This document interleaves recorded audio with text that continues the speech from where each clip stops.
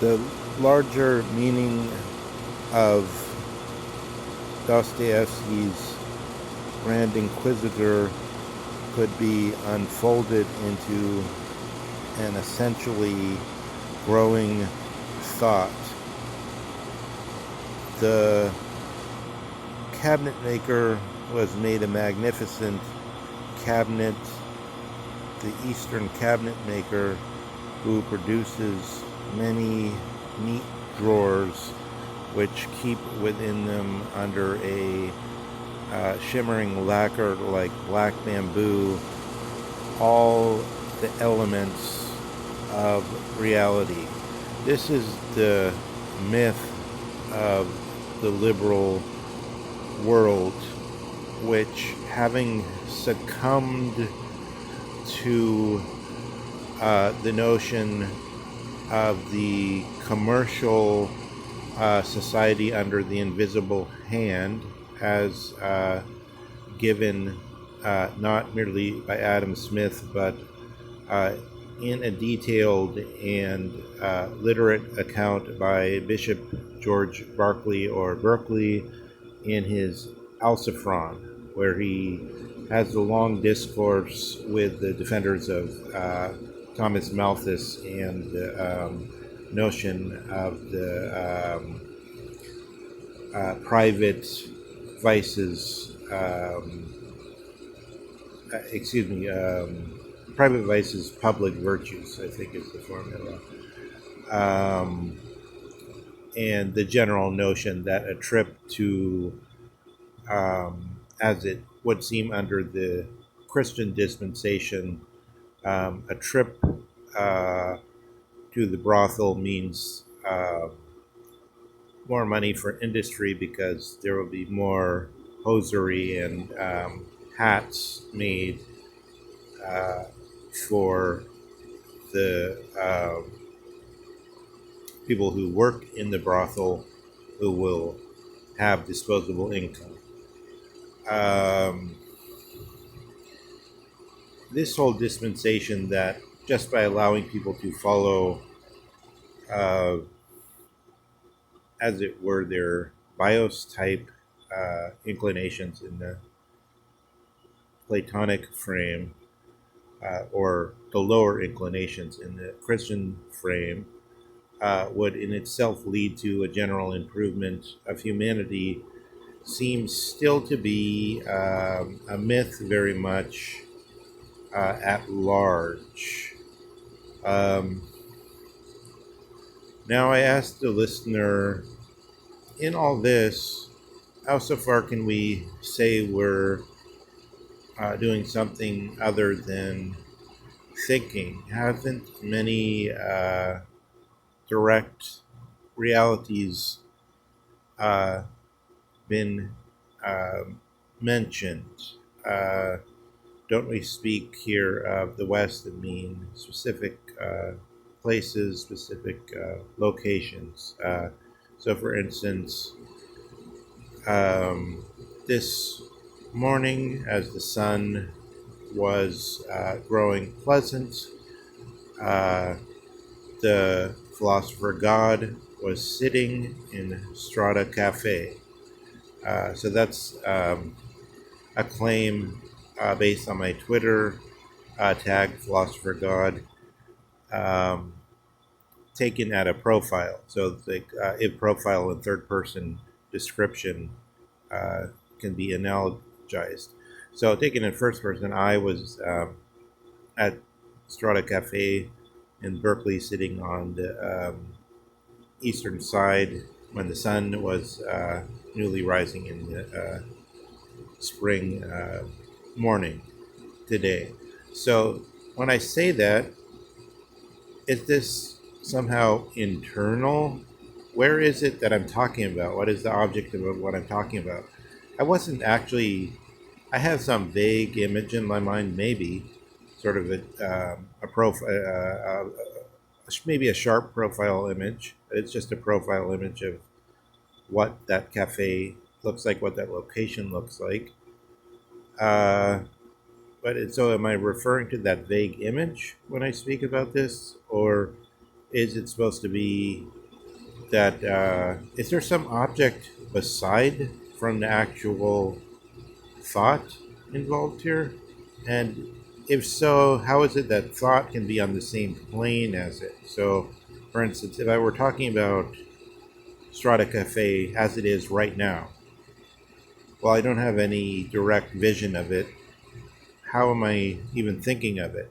So it is if it is thought like you have a beast with some, maybe a small bear with bristling fur, or a jaguar maybe, and it has its raises up its paws and opens out its sharp knives, and it's thought like that, that its object that it's supposed to be talking about, it could actually, as it were, cut into and make to bleed, cut its claws into the hilt. How can thought be on the same level as the object? So this whole uh, series of reflections makes one ask whether it is not so that it is really necessary to, as it were,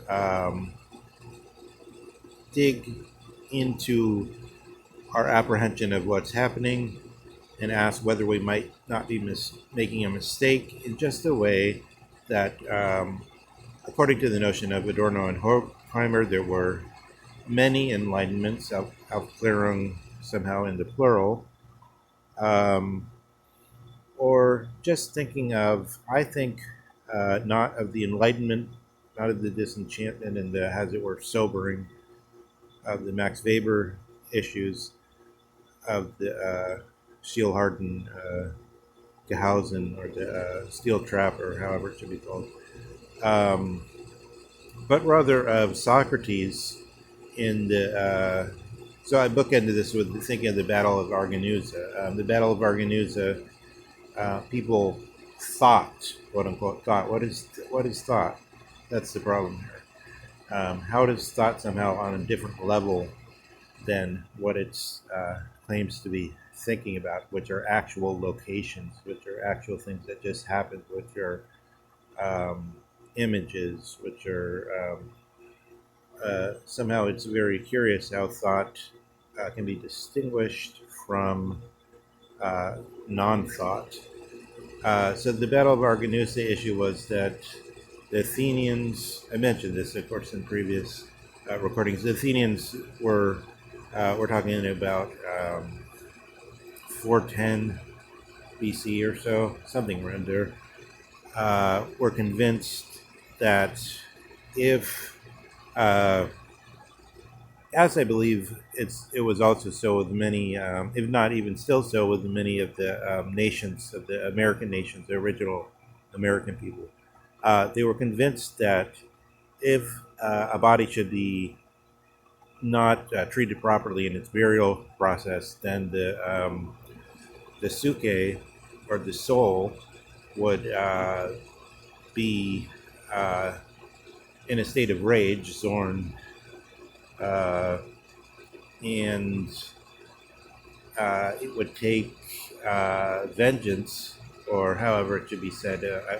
wanted to say not exactly vengeance is in the sense of vengeance is the Lord's.